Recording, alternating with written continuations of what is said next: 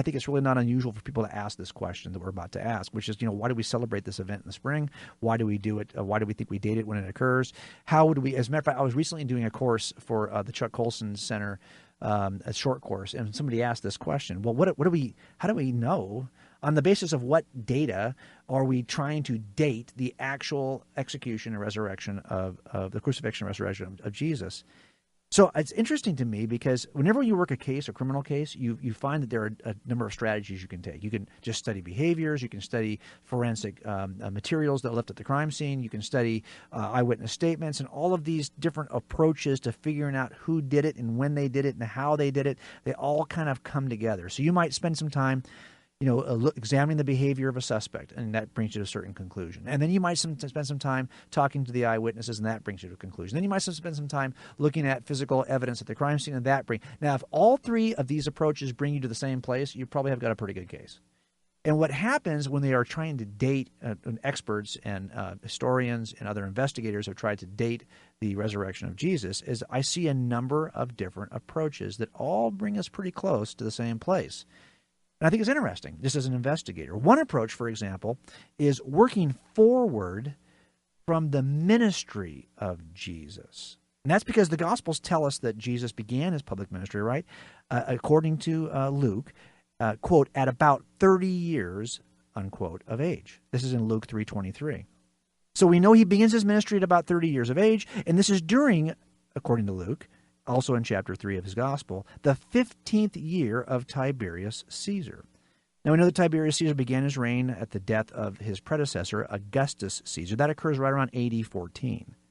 So that means that Jesus would have begun his public ministry at approximately 29 to 30 AD. Now there is some discussion about this because Tiberius Caesar co-reigned with Augustus Caesar for a couple of years there. But assuming that his reign begins at least alone, at the death of Augustus Caesar. That puts it at 14. Now we're at about 29-30 at the beginning of the ministry of Jesus.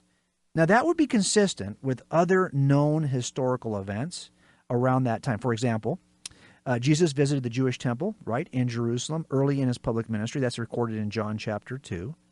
And when he visited the temple, he was told that it had been under construction for 46 years. This is in John 2:20.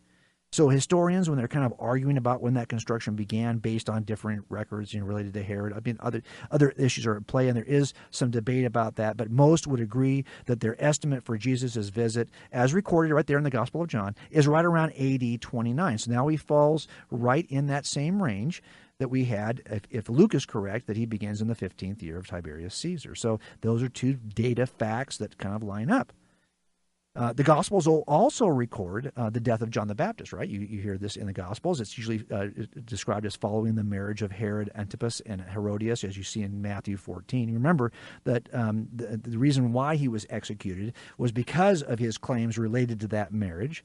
And historians will debate the exact date of the marriage, right, using non-Christian sources. But most place it in the execution of John right around AD 31, 32. So now you've got a second piece of data that also puts you in that time range. You got in the ministry of Jesus, which is he starts at about the age of 30, and he is going in the 15th year of Tiberius Caesar. We're in that 29, 30, 31. So the historical evidence is consistent with John's description, right, of the three different Passover celebrations. Remember, it's in John's Gospel that we have three different Passover so that means we're looking at a 3-year period. So if you add that to your dates, that puts the resurrection between about 31 and 33 AD. Of course, a lot of that is dependent upon how you interpret the beginning of the reign of Tiberius Caesar. Okay, that's one way of getting to those dates. You're right between AD 31, 33. Let me add a second approach. We started off by looking and working forward from the ministry of Jesus that starts in the reign of Tiberius Caesar. Now we're going to work backward from a trial that occurs with the Apostle Paul. We're going to work backwards from that trial. This is the trial that occurs. It's described in the book of Acts. It's Paul in front of Junius Gallio in the region of Achaia, Greece. And that occurs, it's in Acts 18, it's in verse 12. It occurs right around 51 to 52. Why do we say that? Because in 1905, they discovered in the city of Delphi a stone inscription that describes it's actually from the Emperor Claudius, that mentions Gallio. And it provides historians then with evidence of when it was that Gallio was the proconsul, so he could actually perform this trial. And that puts us right in that range.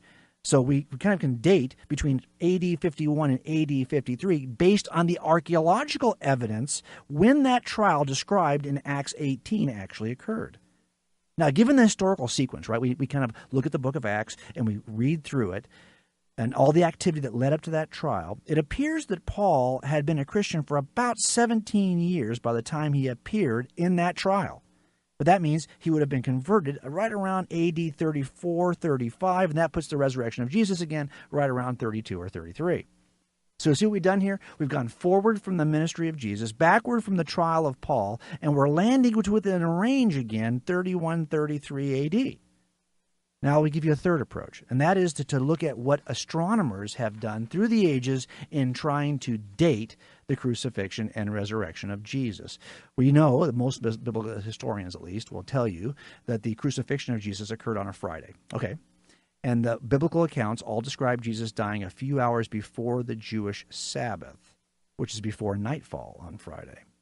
The Gospels also agree that Jesus died at the time of the Jewish Passover, so that's good. We're all in alignment here. Based on Old Testament requirements, Passover lambs, they had to be slaughtered between like 3 and 5 p.m. on the 14th day of the Jewish month, Nisan. And the meal was to begin on a full moon that started on the 15th, on that evening. So was there a day in the reign of Pontius Pilate, which is from 26 to 36, according to historians, in which the 14th and 15th fall on a Friday? Well, lots of astronomers have kind of gone back and done this dating. Isaac Newton, for example, was one of those in 1733. He discovered through his calculations, looking at full moon appearances going back in history, he proposed two possible dates. Friday, April 3rd, AD 33, and Friday, April 23rd, AD 34. Both of those dates would have provided the full moon that is required for the Passover. So think about that. Now, by the way, lots of other astronomers have gone through this and done this also. Colin Humphreys, for example, he proposes Friday, April 7th, AD 30, in addition to April 3rd, AD 33. That's why, because between Humphreys and Newton, most people kind of land on this date in AD 33. And here's my whole point. We've taken three different approaches, all of which put us in that range of 3 years, 31 to 33, and what's interesting about that is think about how many years have passed. Nearly 2,000 years have passed since the resurrection of Jesus. And we are able, using these three approaches, to narrow down our range within a couple of years, which is really remarkable. We haven't even talked about the transformation of the Gregorian calendar and if that had any effect on the precision of our dating. But we're within a couple of years, given a 2,000-year span of time. That to me is pretty impressive. But not only that, we've got an overlap that puts us in the same range, and one date, that date in 33, April 3rd, is consistent with all three approaches. That's why most scholars will kind of reasonably put it there, because it seems to be the one overlapping date on all three approaches. But there's something more important, I think, that's at stake here as we're talking about dating the resurrection. That effort seems reasonable. Like somebody would say, hey, do you think could we date the resurrection? Well, yeah, actually there's a few different approaches we could take reasonably to date the resurrection. We might come to slightly different inferences, but the point is we could actually do such a thing. This would actually be a task worth attempting. Now, if I told you, take some time to try to date when Goldilocks interacted with the three bears, most of you are going to say, well, that's a stupid thing to try to do, because there's no point. It's not historically grounded. There's not even a claim about something that's historically grounded. This is not the claim related to Jesus, unlike other worldviews that just propose a series of, say, profound statements on the part of a wise sage. This is a worldview that claims that something happened in history, and if that's the case, we could begin to try to date it. The fact that we have a claim about reality that we could attempt to date puts Christianity, I believe, in a very different category compared, for example, to Buddhism. What would we be trying to date? This is not just a claim of wise statements on the part of Jesus. This is a claim about something that he did that's rooted in history that we could actually try to date. And that's the thing I think that is so unusual about I mean, it makes it an intensely reasonable kind of adventure to begin with. That's exactly what I was thinking. As you were saying all these things, I was just thinking, this is incredible. This is really real. We're talking about real things, real places, real people, things we know from history. And it's interesting that God, he could have just given us information. He could have done that, but he didn't do it that way. He worked in history. He worked tangibly with people to reveal himself. Yeah, this is one of the things, too, I see as separating, for example, some of the false gospels that came in the first 5 centuries from the actual biblical canonical gospels, is you have this rich understanding of region, of history. But when you get to like the Gospel of Thomas, what do you have? You have a set of proverbs, basically, a set of wise statements from Jesus that seem utterly disconnected from anything we could investigate historically. And so when I see these books that are disconnected from historical events, when they actually are supposed to come from the mouth of an historical figure, I'm less inclined to, but I love the Gospels because they are actually making claims about, by the way, this also, though, opens them up to criticism, right? Because if I find something that seems to contradict the sequence or contradict the year in which this could fall, then I'm going to attack the Gospels because they are making claims about historical events. And that opens them up to a level of criticism that you cannot offer the Gospel of Thomas. You could offer this, though, of an account that involves, well, when exactly did John the Baptist do this? Or when exactly was the reign of some of the leaders that are mentioned either in the Gospels or the book of Acts? So I think what it does is it allows, and I think, look, my level of precision and requirement for how precise a book of this kind of antiquity is a little less stringent for me. I never really expected this to be able to 2,000 years past, to be able to know for sure if this source or this other source, how would you really know what to trust? The fact that we are within 2 years, no matter how we approach this, by working forward or by working backward or by working astronomically, either way, we're within a same range, and we can find one date that would satisfy all 3 approaches. That, to me, felt pretty good. You know, I just thought that was a level of at least, it doesn't have to be precision. I'm not sure I would require that kind of precision of most religious claims. But what an amazing thing that we can do that. When you look at other religions that are just one person's ideas, like Buddhism or the Baha'i faith, for example. Right. So one person has ideas, and you either say those sound good or those don't sound good, but how would you ever know that that's connected to reality?